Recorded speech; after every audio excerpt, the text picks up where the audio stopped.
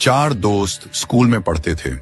एक दिन उन्होंने फैसला किया कि वे रेस्टोरेंट जाएंगे, साथ में बैठकर खाना खाएंगे और बातें करेंगे।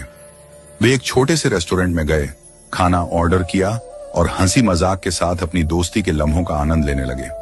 बातों बातों में उन्होंने एक निर्णय लिया। आज के बाद वे ठीक 40 साल बाद इसी जगह मिलेंगे।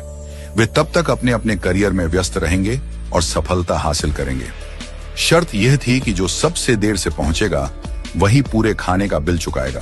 समय बीतता गया।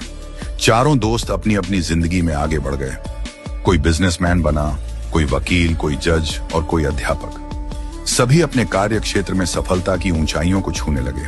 40 साल बाद अब वह छोटा सा रेस्टोरेंट एक भव्य 5 स्टार होटल बन चुका था और वहां काम करने वाला एक साधारण वेटर अब उस होटल का मालिक बन चुका था। वह भी उस दिन का इंतजार कर रहा था। समय आया और पहले एक दोस्त पहुंचा, फिर दूसरा, फिर तीसरा।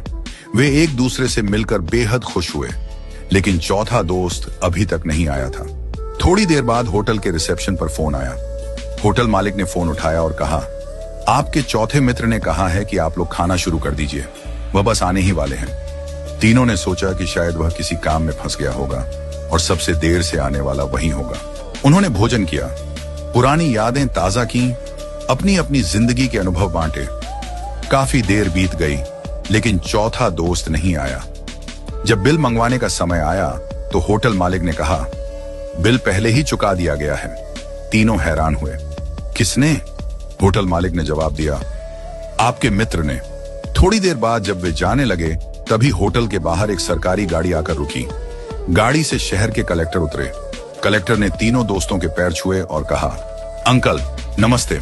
तीनों हैरान रह गए। ये कौन है और हमारे पैर क्यों छू रहा है? कलेक्टर ने नम आंखों से कहा, मैं आपके चौथे मित्र का बेटा हूं। तीनों अवाक रह गए। कलेक्टर ने बताया, मेरे पिता ने आप सबसे मिलने का सपना देखा था। वे बचपन से ही इस दिन का इंतजार कर रहे थे, लेकिन 2 महीने पहले कैंसर से उनका निधन हो गया। मरने से पहले उन्होंने मुझसे कहा था कि अगर मैं उस दिन जीवित न रहूं तो तुम मेरी जगह वहां जाना। उन्होंने कहा था, मैं सबसे ज्यादा देर से आऊंगा, इसलिए बिल भी मैं ही चुकाऊंगा। ये सुनकर तीनों दोस्तों की आंखें भर आईं।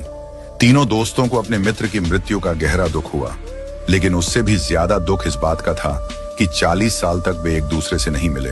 क्यों इतनी जिद की कि 40 साल इंतजार करना पड़ा?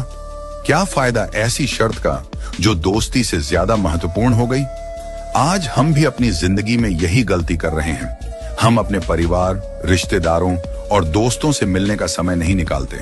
हम अपने